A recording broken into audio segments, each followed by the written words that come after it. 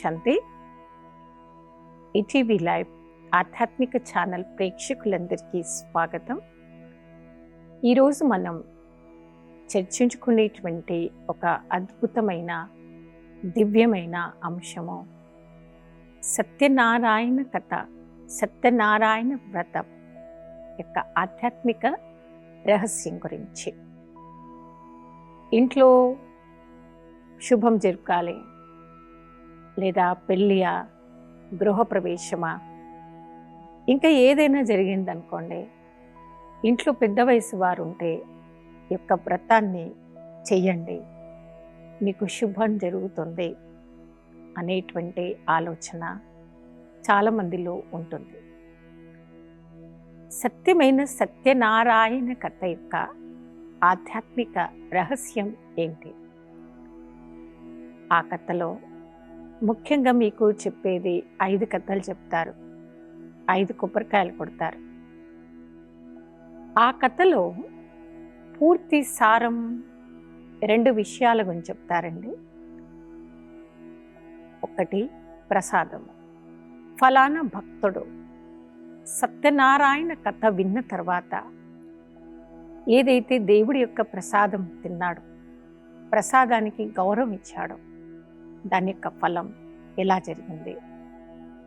ఆ కథలో ఇంకేం చెప్తారంటే, కథ చేయించుకోవటంతో, ప్రసాదం తినటంతో వారికి ఎలాంటి లాభాలు దొరికాయి. ఆ కథలో లీలావతి, కళావతి గురించి కూడా చెప్పబడుతుందన్నమాట. 5 కథలు 5 యుగాలకి గుర్తండి. మొదటి యుగము సత్యయుగము, 2వ యుగము త్రేతాయుగము, 3వ యుగం పేరు ద్వాపర యుగము, 4వ యుగం పేరు కలియుగము. కలియుగం సమాప్తం కాకముందే, సత్యయుగం పునః స్థాపన అవ్వకముందే ఈ సృష్టి పైన వచ్చేటువంటి ఆ యొక్క సమయాన్ని కళ్యాణకార పురుషోత్తమ సంగమ యుగము అని చెప్పబడుతుంది.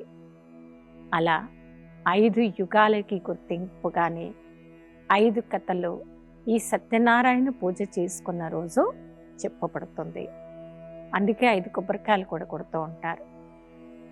ఫస్ట్ యుగము సత్యయుగంలో శ్రీ లక్ష్మీనారాయణ రాజ్యంలో దేవతల పరిపాలన ఉండేది. ఆ దేవతలు పరిపాలించినటువంటి ఆ సమయంలో ప్రతి ఒక్క ఆత్మ సత్యత అనే యొక్క గుణాన్ని 100% ఆచరించారు. సత్యత అనేది సంకల్ప సహితంగా దేవతలు ఆచరిస్తారు. అందుకే ఆ యుగం పేరే సత్యయుగము అని పిలువబడుతుంది. ఆ యుగాన్ని పరిపాలించేటువంటి వారు శ్రీ లక్ష్మీనారాయణులు. శ్రీ లక్ష్మీనారాయణుల పరిపాలన ఆ దేవత యుగంలో జరిగింది. అందుకని మొదటి యుగాన్ని సత్యయుగముగా, కృతాయుగముగా, దేవతా యుగంగా పిలువబడింది. ఆ యుగంలో ఉండేటువంటి దేవతల జన్మతో పాటుగా సత్యమైన జన్మ అనగా పవిత్రమైన జన్మ, అశుద్ధి అపవిత్రత అనేది ఆ మొదటి యుగంలో లేదు. కాబట్టి ఆ యొక్క యుగాన్ని సత్యయుగంగా చెప్పబడుతుంది. 2వ యుగము త్రేతాయుగము. త్రేతాయుగము అనగా సీతారాముల పరిపాలన. సూర్యవంశుడుగా పిలువబడేది లక్ష్మీనారాయణులు, చంద్రవంశులుగా పిలువబడేది సీతారాములు. త్రేతాయుగము చంద్రవంశీయులు పరిపాలించినటువంటి గొప్ప భూమి మన భారత భూమి. మన యొక్క వరల్డ్ హిస్టరీలో rise of Bharat, downfall of Bharat. So rise of Bharat సత్య త్రేతాయుగాలు, డౌన్ఫాల్ ఆఫ్ భారత్ ద్వాపర కలియుగాలుగా చెప్పబడుతుంది. ఈ యొక్క భారత భూమి ఉత్థానంలో ఉన్న సమయంలో ఇదే భూమిని పరిపాలించింది స్వయం దేవీ దేవతలు. అందుకే పవిత్ర భూమి, పుణ్యభూమి, దైవ భూమిగా పిలువబడేటువంటి ఏకైక భూమి మన భారత్. అంత గొప్ప భూమి పైన మనం ఉన్నాం కాబట్టి ఇలాంటి సత్యనారాయణ కథ వినడానికి కానివ్వండి, చేయించుకోవడానికి కానివ్వండి, ఎస్పెషలీ మన భారతీయులు రెస్పెక్ట్ ఇస్తారు, ఇవ్వాలి కూడా. అలా 2 యుగాలలో మన యొక్క భారత భూమి ఉత్తానంలో ఉండేటువంటి దేవభూమి, ఆ 2 యుగాల్ని కలుపుకొని రామరాజ్యం అని కూడా పిలువవచ్చు. సత్యత్రేతాయుగాలను ఎప్పుడైతే 3వ యుగం మొదలైందో అప్పుడే రావణ రాజ్యము, రాక్షసుల పరిపాలన అనేది మన భూమి పైన మొదలైంది. ఉత్థానంలో ఉండేటువంటి మన భూమి పతనంలోకి రావడం, పతన అవస్థలోకి రావడం మొదలైంది 3వ యుగం ద్వాపర యుగంలో. అందుకే ద్వాపర అనగా దోపుర 2గా విడిపోయింది. ధర్మసత్తా వేరు, రాజ్యసత్తా వేరు, 2 రకాలుగా డివైడ్ అయింది ఈ 3వ యుగం ద్వాపర యుగంలోనే. ఓకే, ధర్మసత్తా వేరు అనగా ధర్మాన్ని పరిపాలించినటువంటి ధర్మపితలు. ఈ విధంగా ధర్మసత్తా వేరుగా మారింది 3వ యుగము. తర్వాత రాజ్యసత్తా, రాజుల పరిపాలన ఇదే భూమి మీద మొదలైంది. ఈ భారత భూమిని దేవతలు పరిపాలించిన తర్వాత ఇలా 3వ యుగములో ద్వాపరగా అనగా దోపుర 2గా విభజించబడినటువంటిది 3వ యుగం. అలా మార్పులు వస్తూ వస్తూ చివరికి మనం చేరుకున్నాము 4వ యుగము, కలియుగము. భక్తి అనేది ఒక నిష్టతో, ఒక గుడ్ ఫీలింగ్తో మొదలైంది అన్నమాట. పూర్వం భక్తుడు పూజ అనగానే నిష్ట ప్రతి ఒక్కరి మనసులో వచ్చేది. అందుకని వ్రతం అనగానే పలకడంలోని మనం పలుకుతాము. నియమ నిష్టలతో చెయ్యండి, నియమ నిష్టలతో చేస్తేనే మీరు చేసినటువంటి భక్తికి ఫలం దొరుకుతుంది అనేటువంటి ఒక మాటను మనం వినడం మొదలుపెట్టాం.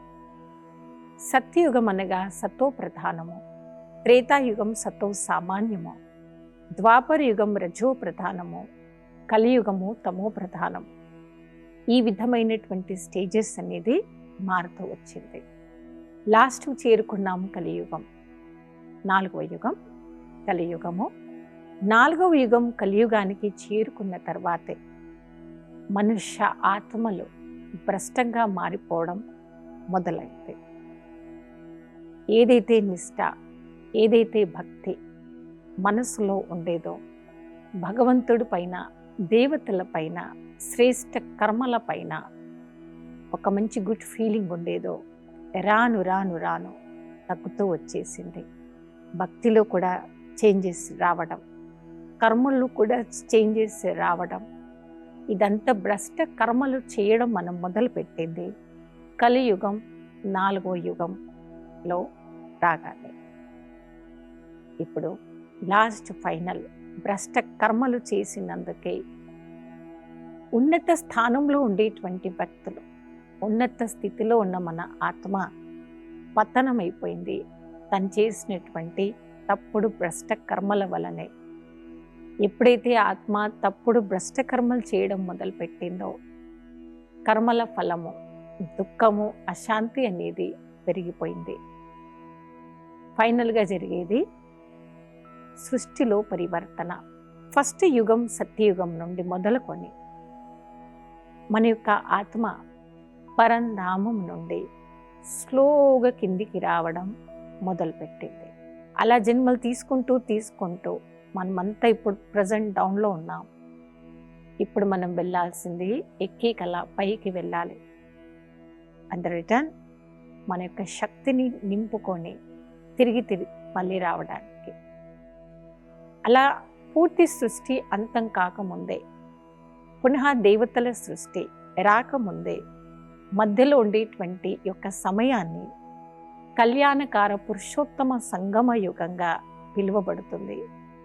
ఇదే యుగంలో, ఇదే సమయంలో పరమాత్ముడి యొక్క అవతరణ, దివ్యమైన అవతరణ ఈ సృష్టి పైన జరిగింది.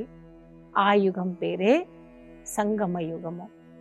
పరమాత్మ ఈ సృష్టిపైకి అవతరించి ప్రతి ఒక్క ఆత్మలో శుద్ధత, పరివర్తన తీసుకొని రావాలి, మీరు గొప్పవారిగా అవ్వాలి అనేటువంటి దివ్యమైన సందేశాన్ని పరమాత్మ మనకి వినిపిస్తారు. మరి ఈరోజు ఎపిసోడ్లో సత్యమైన సత్యనారాయణ కథ గురించి తెలుసుకుంటూ ఉన్నాము. ఇలా 5 యుగాలకు గుర్తింపుగా మొదటి యుగం సత్యయుగం, రెండవది త్రేతాయుగం, మూడవది ద్వాపర యుగం, నాలుగవది కలియుగం, 5వ యుగం సంగమ యుగం. ఇలా 5 యుగాలు ఉంటాయి కాబట్టి దానికి గుర్తింపుగా 5 కొబ్బరికాయలు కొట్టడం జరుగుతుంది. మరి ఈ కథలో లీలావతి, కళావతి గురించి ఏవైతే చెప్తారో, మన యొక్క ఆత్మలో వచ్చినటువంటి లీలలు, కళలు అని అర్థం. కళలు అంటే ఇక్కడ ఆర్ట్. దేవతాయుగంలో మన 8 జన్మలు 16 కళ సంపూర్ణులుగా ఉంటాం. త్రేతాయుగంలో 12 జన్మలు 14 కళలతో ఉంటాం. ద్వాపర యుగంలో 21 జన్మ 8 కళలు. కలియుగంలో 42 జన్మలు కాలహీనంగా మారిపోయింది. లాస్ట్ అండ్ ఫైనల్ 84వ జన్మలో మనమంతా ఉన్నాము. ఓకే, ఈ 84వ జన్మ అనగా మనం ఉన్నతమైన స్థానంలో పైకి వెళ్ళడానికి ప్రయత్నం చేస్తున్నటువంటి జన్మ ఇది, లాస్ట్ జన్మ. ఈ విధంగా 84 జన్మల యొక్క దివ్యమైనటువంటి సందేశం ఇచ్చేటువంటి, సందేశం తీసుకునేటువంటి గుర్తింపుగానే ఈ సత్యమైన సత్యనారాయణ వ్రతంని మనమంతా జరుపుకుంటున్నాము. భ్రష్ట కర్మల ఫలంగా ఆత్మ దుఃఖము, అశాంతిని తెచ్చుకుంటుంది. శ్రేష్ఠ కర్మల ఫలము శ్రేష్టంగా, భ్రష్ట కర్మల ఫలము దుఃఖం, అశాంతిగా ఆత్మ రిటర్న్లో పొందుతూ ఉంటుంది. దేవత భూమిగా పిలువబడినటువంటి గొప్ప భూమి, పవిత్ర భూమి, దైవ భూమిగా పిలువబడినటువంటి మన భారత భూమిపైనే జన్మల్లో మార్పు వచ్చింది, కర్మల్లో మార్పు వచ్చింది, యుగాల్లో మార్పు కూడా వచ్చింది. సృష్టి నియమం పరివర్తన చేంజ్. మనకి మంచి పరివర్తన ప్రతి ఒక్కరిని కోరుకుంటాం. మంచి పరివర్తన అనగా ఫస్ట్ చేంజ్ తీసుకురావాల్సిందే మన ఆహార శుద్ధి, కర్మల శుద్ధి. ఫస్ట్ చేంజ్ ఫస్ట్ మనలోనే తీసుకొని రావాలి. ఇదే నియమం. స్వపరివర్తనతోనే మనం విశ్వ పరివర్తన చెయ్యగలుగుతాము. పూర్తి విశ్వాన్ని పరివర్తన చేయాలి, పాజిటివ్ చేంజ్ తేవాలి, మనం అలా ఉండాలి అనేదే భగవంతుడు మనందరికీ వినిపిస్తున్నటువంటి సందేశము, ఆజ్ఞ. పరమాత్మకి మనం దగ్గర అవ్వాలి, వారి ప్రేమకి, కృపకి మనం పాత్రలు అవ్వాలి. అంటే మనం గౌరవించాల్సింది భగవంతుని యొక్క ఆజ్ఞను.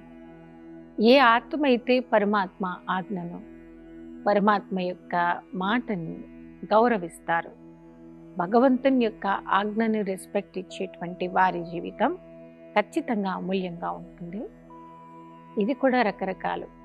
దైవీ మతము అంటారు, మనుష్య మతము అంటారు, అతి శ్రేష్టమైన మతము శ్రీ మతము. అంటే పరమాత్ముడి యొక్క ఆజ్ఞను, డైరెక్షన్ని ఫాలో అవుతూ ఆచరించేటువంటి వారు, పరమాత్ముడి యొక్క డైరెక్షన్ని, ఆజ్ఞను ఆచరిస్తూ గౌరవించేటువంటి వారును శ్రీమతాన్ని ఆచరిస్తూ పాటిస్తున్న వారిగా చెప్పవచ్చు. ఈ విధంగా 3 రకాల మతము ఉంటాయి. దైవీ మతము, మనుష్య మతము, శ్రీ మతము. అన్నగా పరమాత్ముడి యొక్క శ్రేష్టమైన డైరెక్షన్. ఈరోజు సత్యమైన సత్యనారాయణ కథలో భగవంతుడి యొక్క డైరెక్షన్, శ్రీమతాన్ని మనం ఎలా పాటించాలి? అదే మీరు ఇదివరకు కూడా విన్నారు.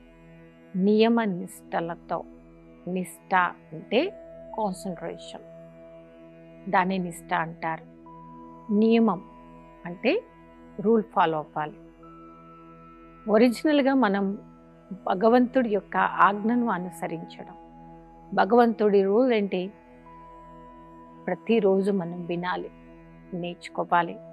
తర్వాత మెడిటేషన్ని మీరు ఎలా ప్రాక్టీస్ చేయాలి? దాని నెక్స్ట్ మీకు కంటిన్యూగా క్లాసెస్ ఉంటాయండి. వాటిని సత్సాంగము అని చెప్పబడుతుంది. ఈరోజు నా గురించి పరమాత్మ ఇచ్చినటువంటి డైరెక్షన్ ఏంటి?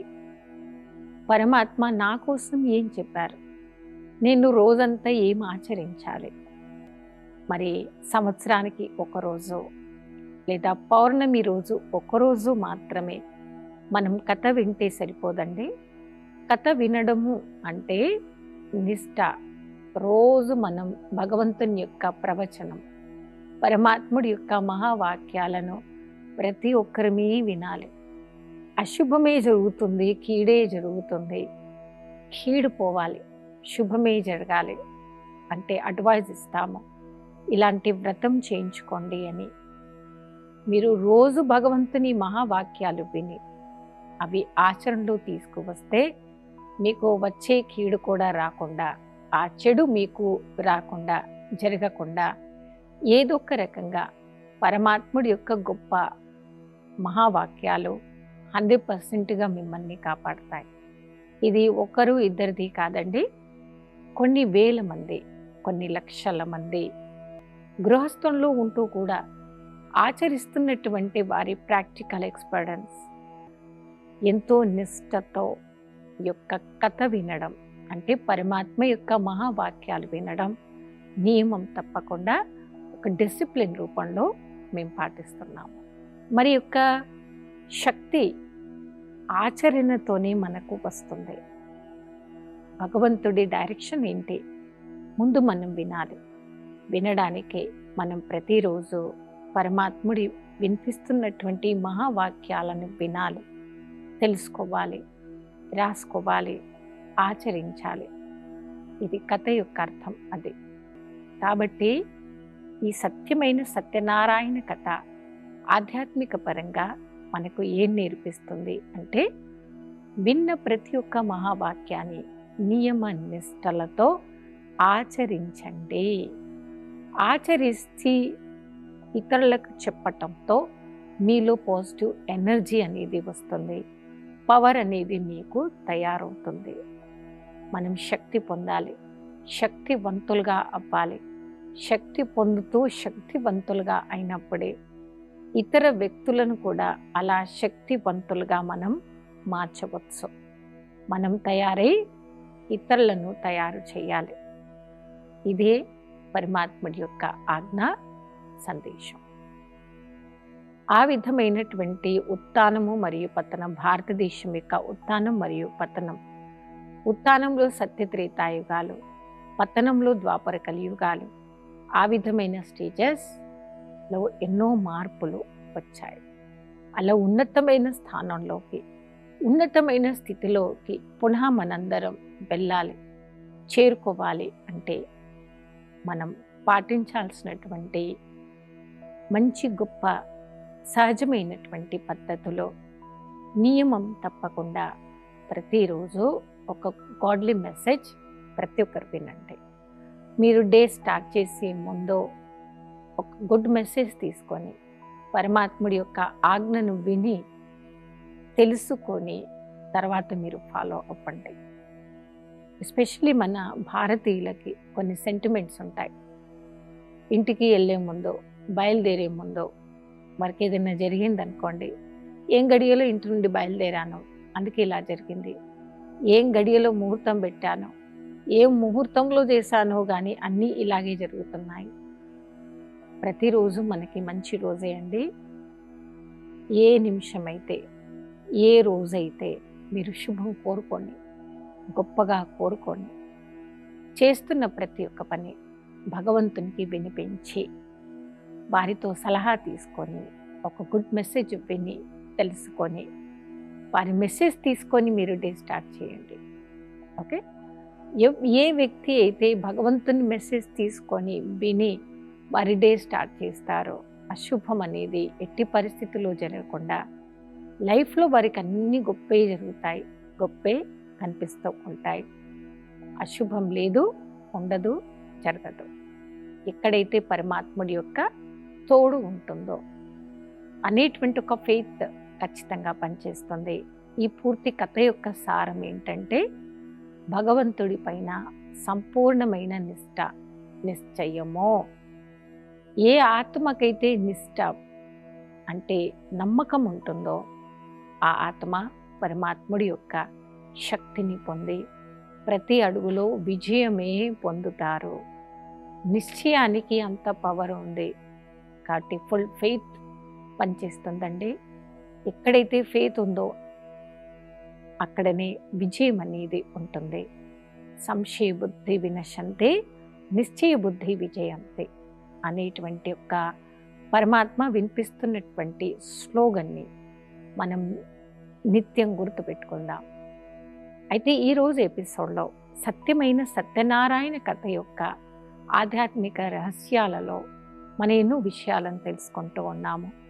ఫైనల్గా మనం తెలుసుకునేది ఏంటంటే నా మనస్సులో భగవంతుడి వైపు పరమాత్ముడి పైన ఎంతవరకు నిష్ట ఉంది, ఎంతవరకు నిశ్చయం ఉంది. ఆ నిశ్చయం ద్వారా 100% లాభము ఎవరో పొందుతారు కాదండి, ఫస్ట్ నేను పొందాలి. నేను చేస్తేనే నాకు దొరుకుతుంది. నేనే ఇవన్నీ పొందాలి కాబట్టి ముందు ఫస్ట్ నేనే ఇవన్నీ చేస్తాను అని నా నుండే పాజిటివ్ చేంజ్ అనేది స్టార్ట్ చేస్తాను అని గొప్ప సంకల్పం తీసుకుందాము. సత్యనారాయణ వ్రతం యొక్క ఆధ్యాత్మిక రహస్యంలో భక్తిపూర్వకమైన విషయాలను ఎన్నో మనం తెలుసుకున్నాము. రాబోయే ఎపిసోడ్లో మరికొన్ని కొత్త విషయాలతో కలుద్దాము. అప్పటి వరకే ఓం శాంతి.